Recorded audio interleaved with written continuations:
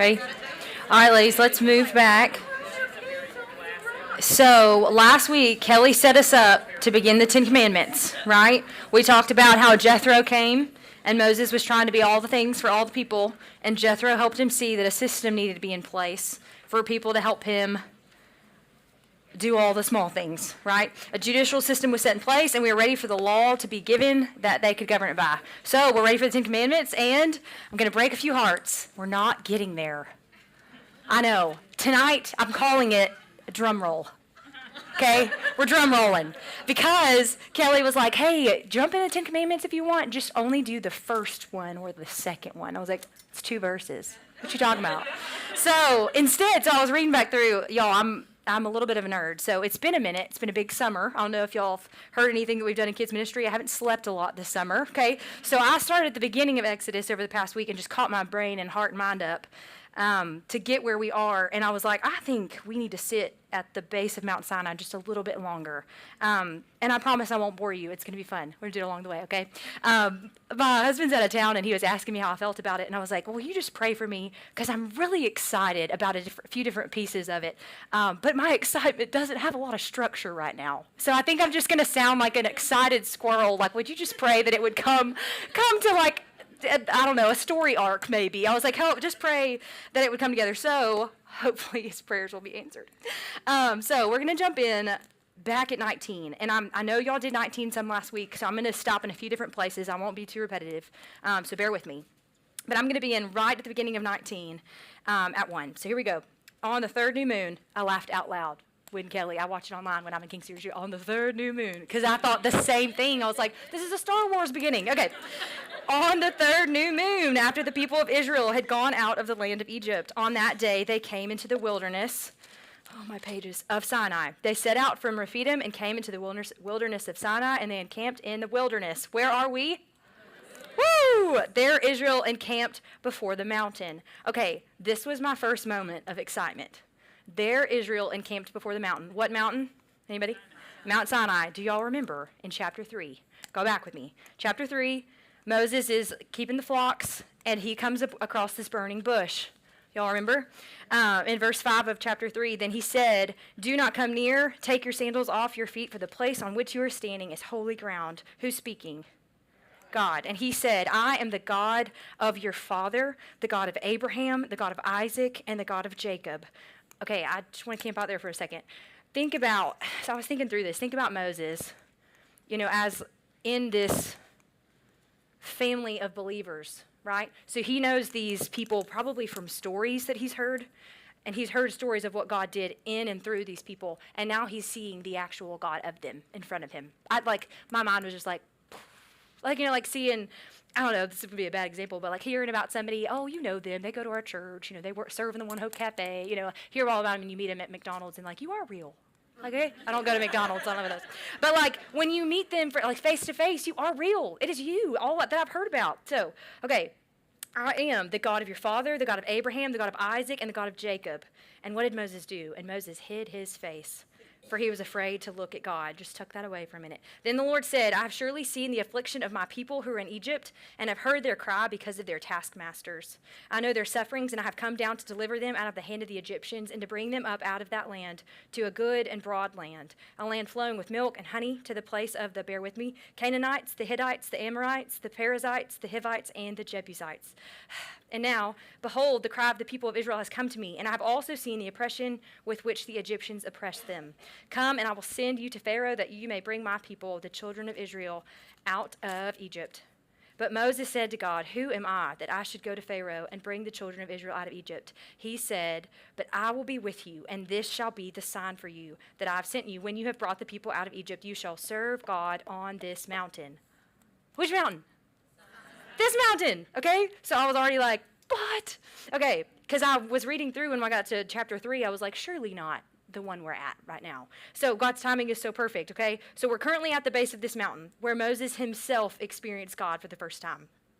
The God that he heard stories about growing up in the flesh in front of him in a burning bush that was not consumed. So I want y'all to note and tuck away that how Moses responded, that he was afraid. But God, he experienced him. He had an unforgettable encounter with God that would change his life forever and change kind of everything he did from here on out.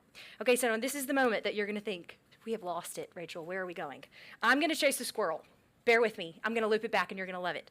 I want to talk to you about the Neshoba County Fair. Has anyone in here ever been to the Neshoba County Fair? If you know, you know. If you don't, I'm going to try to help you understand. It is incredible. I'm from Louisiana. So like fairs for me in my mind is like you find the biggest parking lot you can find and these dangerous rides come and this delicious yet horrible for you food comes. Okay, so like we visit it for 2 weeks, it comes and goes, and then the fair leaves, right? Okay, so the Neshoba County Fair, oh no. Things are not bigger in Texas. They're bigger in Neshoba County because there's a campground. I Googled it today, how many cabins? 600 cabins on this campground, and they are 2 and 3 stories tall each, and they are painted the most beautiful, some would say, brightly colored that you've ever seen, right? So I first got to go when Hunter and I were dating and got to stay with his extended family, and I was like, where are we?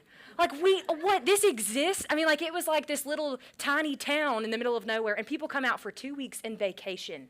I mean, they stay in the blazing sun and sit on their porches and drink their sweet tea and talk, and kids have water balloon fights and play cornhole, and show them the picture, Jordan. It is just like you're stuck in a little movie town. I mean, like, it's Hallmark in Mississippi. This is it, okay? So it is just, y'all, it is like no other. So there's horse races and the fair, like it's just crazy, y'all. Markets and church services and just wild. I just can't even describe it to you. So I went, had the time of my life. My husband and I are opposites, and he was like, this place is horrible. I was like, this is amazing. And so I call everyone I know in Louisiana, my family, my friends, and I was like, y'all, there's this place called the Neshoba County Fair, and it's the weirdest and most wonderful thing I've ever seen. And I tried to explain it to it, and my mom was cracking me up because she was like, Rachel, this I don't understand. And I was like, well, one cabin mom was in Southern Living magazine, and she was like, this is I can't put these pieces together. Like, she was like, it sounds so weird but so beautiful. And so I said, Mom, you just have to come one day. You just have to come and see it, because that's the only way I think I'm going to convince you of how awesome it is, right? You're all Googling Neshoba County Fair. You're going to love it. Go one day. Take me with you. I'll go. But my connection here is I was trying to get my mom to understand, like, if you could just get here, you would see how awesome it is. You like disconnect from the world and like you're back in a country sweet little town, except it's July and really hot. But you got sweet tea in your hand, so it's great. But I feel like this, maybe not with the Neshoba County Fair, but this is what Moses must have felt like. Like he was like, I've been on the mountain. You can take that picture away, it's distracting, because they're so cute. But like, I've been on this mountain. I've been in his presence. If I can just get you there.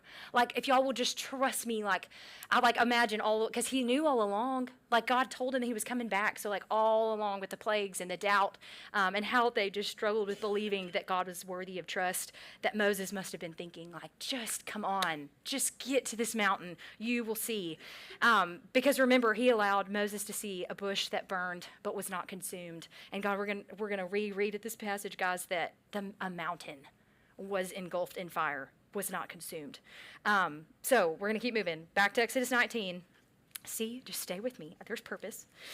Exodus 19. Let me pick up where we left off. Okay, there Israel encamped before the mountain. While Moses went up to God, where did he go? Thank you. Note that for later. The Lord called to him out of the mountain, saying, thus you shall say to the house of Jacob and tell the people of Israel, you yourselves have seen what I did to the Egyptians, and how I bore you on eagle's wings and brought you to myself. Now therefore, if you will indeed obey my voice and keep my covenant, you shall be my treasured possession among all peoples. For all the earth is mine, and you shall be to me a kingdom of peoples. For all the earth is mine, and you shall be to me a kingdom of priests and a holy nation. These are the words that you shall speak to the people of Israel. So Moses came and called the elders of the people. So if Moses was able to come back to the people, where did he go? In direction of the mountain. Thank you. Okay. And set before them all these words that the Lord had commanded him. All the people answered together and said, all that the Lord has spoken we will do. And Moses reported the words of the people to the Lord. Okay, where's the Lord? Up the mountain. Anybody else sweating for Moses? And the Lord said to Moses, behold, I'm coming to you in a thick cloud, that the people may hear when I speak with you, and may also believe you forever. Okay, I really love this verse, because I'm all about knowing why we're doing something, okay? The Lord's revealed that to me, how hard that is sometimes with my 2-year-old, okay? I don't always have to know why. Neither does he. He doesn't understand, okay? And the Lord said to Moses, behold, I'm coming to you in a thick cloud, that the people may hear when I speak with you and may also believe you forever. So he's about to establish Moses as their mediator, right? And that's going to be his purpose of everything that's coming, to show them his holiness, that they need someone to go between because they are not worthy of his glory, okay? Making sure I'm not going too fast and missing my... Okay. I'm going to go on to this part. When I'm blown away... I was blown away a few times this week by this passage because of how many times, of course, we're talking about Moses, but I was reminded that Jesus is our true and better mediator. And I know Kelly talked with y'all some about that. But if we look at verse 9 again, he tells them he's going to come in a thick cloud, right? So it's going to be visible and audible what he's going to do. And he's going to speak to the people. The people may hear when I speak, visible and audible. And if we look in the New Testament as Jesus' baptism, do y'all remember that scene? There was both a visible and audible declaration that this is my son, right? Fulfillment, the perfect fulfillment of the perfect mediator. Okay, I'm going to keep moving in verse 10. When Moses told the words of the people to the Lord said to Moses, go to the people and consecrate them today and tomorrow, and let them wash their garments and be ready for the third day. For on the third day the Lord will come down on Mount Sinai in the sight of all the people, and you shall set limits for the people all around, saying, take care not to go up into the mountain or touch the edge of it. Whoever touches the mountain shall be put to death. Eek. No hand shall touch him, but he shall be stoned or shot. I was like, what? Okay, but we're getting there. Whether beast or man, he shall not live. Okay, that is reminding us again, he is holy. God, when we decision counsel with kids, we always talk about when God created people. Like my hands always naturally, they're like, are you praying? Like, I'm not. I'm trying to show you that when God created people, like they walked together, they were together. And when sin entered the picture, like I scared a little girl last week, y'all, she flinched. But I went like this, and she was like, it's like, okay, I'm sorry. But we were separated because we are not worthy to be close to him. And that's what he was trying to show and prove, like you need a mediator between us. So here we go. This is one of my favorite parts. When the trumpet sounds a long blast, they shall come up to the mountain. Okay, so Moses went down from the mountain. I'm getting tickled at the thoughts I had. I'm going to tell you just a second. So Moses went down from the mountain. Where's he going? Getting his workout. Went down from the mountain to the people and consecrated the people, and they washed their garments. And he said to them, be ready for the third day. Do not go near a woman. Did y'all talk about that last week? I'm not touching it. Okay, here we go. Y'all, I'm about to dissect verse 16 so much you're going to be sick of it. But just bear with me. I'm going to read the whole thing first. Verse 16. On the morning of the third day, okay, he's told them what's going to happen, and we're still going to be surprised by it. On the morning of the third day, there were thunders and lightnings and a thick cloud on the mountain and a very loud trumpet blast, so that all the people in the camp trembled. Okay, I don't know about y'all, but I love to read. And when I read, I picture a movie in my mind. Okay? So as I was reading this, and I got tickled at first, and I looked at a few translations. Thunders and lightnings. I have a 2-year-old, and so everything has an S on the end. And so when I read that, I was like, oh, that's what John calls it, thunders and lightnings. But when you think about it, when you hear, not a bolt of thunder, a crash of thunder, then you'll see like a bolt of lightning, right? Or occasionally like 2, and you're like, oh, lightning. Can you imagine it all happening at once? Like repeated thunders and repeated bolts of lightning. And then, so as we're already hearing and we're seeing, and then a thick cloud on the mountain. On Wednesday mornings, we have a service at 10:30 here, and I walked out this morning to help open the doors, and you know what I felt? A thickness in the air, right? God has gifted us as Mississippians to know a little bit more about this phrase in Scripture, right? But the difference between the thickness that we feel in humidity and a thick cloud on the mountain, I thought this was so interesting when I was studying this week. If you look into the meanings of the word, that phrase can be described as a glorious heavy. We will never describe humidity like that. But like you can feel his presence, a glorious heavy, right? On the mountain, and a very loud trumpet blast. Y'all, I got stuck on that trumpet blast. Who has the trumpet? Like if I was a person in the Israelite nation, I'm going, who's got the trumpet, guys? I think that would be the part that would rattle me the most. A sound I recognize, be like, who's doing it? Was it you? Who's got the trumpet? I go, and then the trumpet gets louder in a minute. But what I love about it, because I read so much on it, I had to be convinced that somebody wasn't pulling my leg, that like it wasn't a shofar, someone wasn't blowing a trumpet. But that was Moses' best explanation as to what he heard from the heavens. That it was a noise, not like thunder, not like cracks of lightning, but it was a trumpet blast. And that just blew my mind. So somebody was blowing that trumpet. And a very loud trumpet blast, so that all the people in the camp trembled. Okay, so what was their response? Fear, right? They were afraid. How did Moses feel when he first experienced God?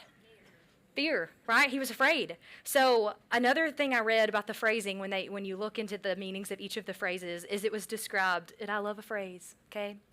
A sounds dazzlement and a glorious heavy. Isn't that charming? Sounds dazzlement and a glorious heavy. So this reminds us of another story, okay? I'm going to try to keep pointing to the New Testament and Jesus. It reminds me of another story in the Bible on a quiet night when shepherds were keeping their flocks. And what happened in front of them? Sounds and dazzlement, right? As the angels appeared. And what did they do? How did they respond? They were afraid, right? But the angel said, "Fear not, God is with you. And on this mountain, God is coming to be with his people," right? And Moses will help them learn to balance their fear with reverence. Okay, I'm going to keep moving. Whew, that passage got me. Okay, then, so all this happens, right? We're terrified. The trumpets are blowing. And then Moses says, "All right, guys, come on. Let's go to that mountain." What? Then Moses brought the people out of the camp to meet God in their fear, and they took their stand at the foot of the mountain. Now, Mount Sinai was wrapped in smoke because the Lord had descended on it in fire. What? That's what I kept thinking to myself. What? He descended on it in fire. The smoke of it went up like the smoke of a kiln, and the whole mountain trembled greatly. Guys, what? Our God is so big and so powerful and so holy, and he's showing his power to these people and showing them how unworthy they are to be close to it. Like they are not even on the same level, but he still wants to be with them, right? He's showing you, I'm your God and I want to be with you. But he's got to make a way. So, mountain's on fire, it's shaking, trumpets are blowing. As the sound of the trumpet grew louder and louder, y'all, this blew my mind. Moses spoke and God answered him in thunder. What? Would you have a hard time picturing that?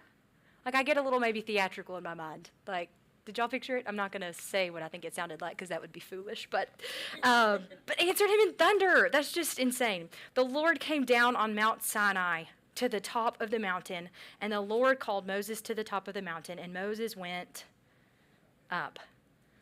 Okay, we are in moments after the sound, the dazzlement, and the glorious heavy, and I think the whole time Moses is going up and down this mountain, I think it's still happening because of something we read in a few minutes. Like, I think it's still like just the moment is it's loud and overwhelming and powerful, but we are in this present. It is happening while the 10 Commandments are given. Okay, and so you might think, she's going to get to the 10 Commandments. I'm not, but we're going to get really close. Let's keep reading, and then we're going to skip a few of them. And the Lord said to Moses, "Go down and warn the people, lest they break through to the Lord to look, and many of them perish. Also let the priests who come near to the Lord consecrate themselves, lest the Lord break out against them." And Moses said to the Lord, "The people cannot come up to Mount Sinai, for you yourself warned us, saying, 'Set limits around the mountain and consecrate it.' And the Lord said to him, 'Go down and come up, bringing Aaron with you, but do not let the priests and people break through to come up to the Lord, lest he break out against them.' So Moses went down to the people and told them." Okay, so I'm going to skip over the 10 Commandments. It's going to make sense in a minute. Hang on. To chapter 20, verse 18, because I want to look at their reaction, because I think it's going to bring God's purposes to fruition. Okay, in verse 18, "Now when all the people saw the thunder and the flashes of lightning and the sound of the trumpet and the mountain smoking, the people were afraid and trembled. And they stood far off and said to Moses, 'You speak to us and we will listen, but do not let God speak to us lest we die.'" They realized, right? They needed a mediator. They needed Moses. And God had done exactly what he said he was going to do, that was his purpose established from back when we read that at the beginning of 19. Moses said to the people, "Do not fear, for God has come to test you, that the fear of him may be before you, that you may not sin." The people stood far off while Moses drew near to the thick darkness where God was. That's why I think it lingered, like that moment, because he went back into thick darkness. And he drew near to him, and where is he? Up, okay? I'm going to point out why I keep bringing attention to that. But, okay, so his purposes came to fruition. But I want to stop and look at verse 20 and 21. Moses said to the people, "Do not fear, for God has come to test you, that the fear of him may be before you, that you may not sin." Don't be afraid. Be afraid. right? Don't be afraid. Be afraid. It's the way you say it. Okay? So, am I supposed to be afraid or not afraid? Okay? So the glorious answer I love to say in my house is yes. Okay? Both. So I think what God is saying is you're not going to lose your relationship with God, but it is a testing to see, will you trust me? Okay? We should worship the Lord in reverence and awe, for our God is a consuming fire. Right? He is holy and he is worthy of our reverence. The God of the Old Testament and the God of the New Testament are worthy of the right kind of fear, right? The reverence he is due. So I want to talk about those numbers that I've up and down, okay? So we're going to start with a few, and they might not blow your mind like they blew mine, but it's incredible. Okay, so they're being tested, right? This verse just said that you may be tested. To test you, that the fear of him may be before you, that you may not sin, to see if they will trust him, right? So how many years will they be in this wilderness of testing? 40. In the New Testament, how many days was Jesus tested in the wilderness? Fulfilling. Okay, we've seen Moses. Anybody counting like I was? Anybody? How many times so far Moses up and down that mountain? I think we've gotten to 4. Anybody? Any guesses on how many times he's gone up and down the mountain in total when it's done? No, not 40. Ooh, poor Moses. 7, right? The number of completion, 7. Y'all get this. How many times was the word of the Lord brought to Pharaoh and he didn't listen? 7. How many times now has the word of the Lord been brought to the Israelites and they have to be tested? 7. Okay, another number for you. 10 plagues of death on Egypt. How many 10 commandments are given? Words of life. 10. Right? Isn't that crazy? Like I was like, I'm a number gal. Never taught math. Don't ask me. But they just amaze me. So Moses is the mediator between the people and God. But what's so sweet about this, y'all, that I just couldn't get over, in verse 21, the people stood far off, while Moses drew near to the thick darkness where God was. As we'll see, we've seen before, and we'll see continued in Exodus, Moses shields the people from God's wrath, right? But our true and better mediator did not shield us from his wrath, but he bore it, right? He received it on our behalf. And man, that just makes me want to tear up. But he took it for us. He is the true and better mediator. This is going to blow your mind. In Matthew, how many mountains do you think Jesus went up? 7. He went up 7 mountains. He is our true and better mediator. He is the one that bears God's wrath and doesn't just shield us. Praise God for the fulfillment we have in Jesus. Okay, I want to look at one more thing before we go. It's in Psalm 77. Y'all, I feel like what the Lord has been really teaching me this year, and I feel like every time I'm in here, somehow my lesson has gotten back to that. And y'all remember one time I was in here, I don't even remember how many times I said the word remember. Was it 72 that we said remember? Okay, that God wanted the Israelites to remember what he had done, his faithfulness. And as I was trying to camp out a little bit longer in 19, I got this Bible when Hunter and I got married. And I have 2 Bibles that are exact same blue, because I just love blue, I guess. And I'd been studying out of another one that doesn't have the study Bible parts with it. And so I switched to this one for this week. And I was like, oh, well, since I'm in a study Bible, I'll just look at all the cross references as I go. And y'all, look what I found. I was so encouraged that the Lord helped me teach this lesson to myself again in my heart to remember. In the day of the trouble, I seek the Lord, in Psalm 77. I cry aloud to God, and he will hear me. In the day of my trouble, I seek the Lord.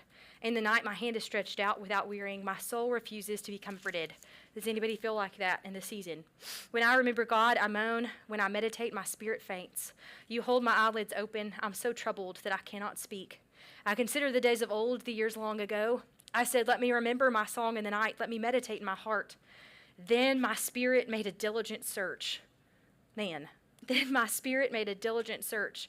Will the Lord spurn forever and never again be favorable? Has his steadfast love forever ceased? Are his promises at an end for all time? Has God forgotten to be gracious? Has he in anger shut up his compassion? Then I said, I will appeal to the years of the right hand of the Most High. What is true? What is true? I will remember the deeds of the Lord. Yes, I will remember your wonders of old. I will ponder all your work and meditate on your mighty deeds. Your way, O God, is holy. What God is great like our God? You are the God who works wonders. You have made known your might among the peoples. You with your arm redeemed your people, the children of Jacob and Joseph. When the waters saw you, O God, when the waters saw you, they were afraid.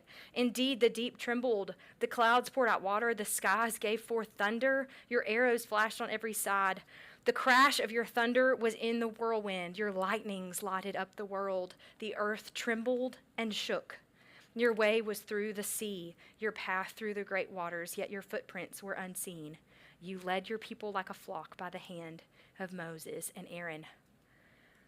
Man, remember what he's done. Remember who he is, who he was, and who he will be, that Jesus is the fulfillment of everything that we've seen in Moses. Just let that sit on you this week in the heavy. I'm going to tell y'all one more quick story. If you're in Raised to Life this week and you hear it, you haven't heard it before, okay? So I'm counseling with a little boy this week, and it's been really fun to watch him grow up, because when I first got to know him, it was during COVID, and we were doing the neighborhood VBSs, and he was one of the most hyper children I've ever met, right? So much fun, wild boy, loved to play the games, had a really hard time focusing on the Bible stories. And so to see him years later sitting in my office telling me his testimony, it melted my heart. So he was sitting in my office and was telling me that what drew him to Jesus was listening to someone's testimony. And he said, I've heard a lot of people's testimony of how they came to know Jesus, but this one was just different. And he said, I can't even remember what she said, so I know it wasn't about her, but it was about him. And I was like, well, yes. And he said, well, it took me a really long time, Miss Rachel, to trust in him, because I had a lot of questions. And I was like, okay, do you want to tell me some of those questions? And he said, well, this world is full of really evil people. So how do we know that a bunch of liars didn't get together and write the Bible and then try to convince me it's true? And he said, and I was wondering that one day by myself, and God said, no, Owen, it is true, and it's mine. And he said, that's when I knew. Trust in Jesus. And so I've used that all week when people have talked about how anxiety and the enemy tricks them. No, what is true? I say to myself, no, Rachel, what is true? I will remember the deeds of the Lord. Yes, I will remember your wonders of old.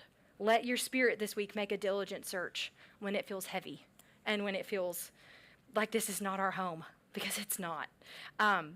So I think that's how I want to end it. Let's pray together. God, we thank you for who you are, who you were, and who you always will be. God, as we struggle in this world with the heavy and with loss and with heartache, God, would you help us remember how glorious and powerful you are, God, and that in that glorious and power, you want a relationship with us.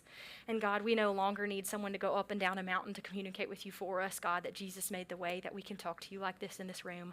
God, I thank you for the women in this room, and I God, ask that you would empower them this week to be you to others, God. Let your Holy Spirit shine in and through them this week and give people the hope we have in heaven and the hope we have in a relationship with you. God, we love you. Amen.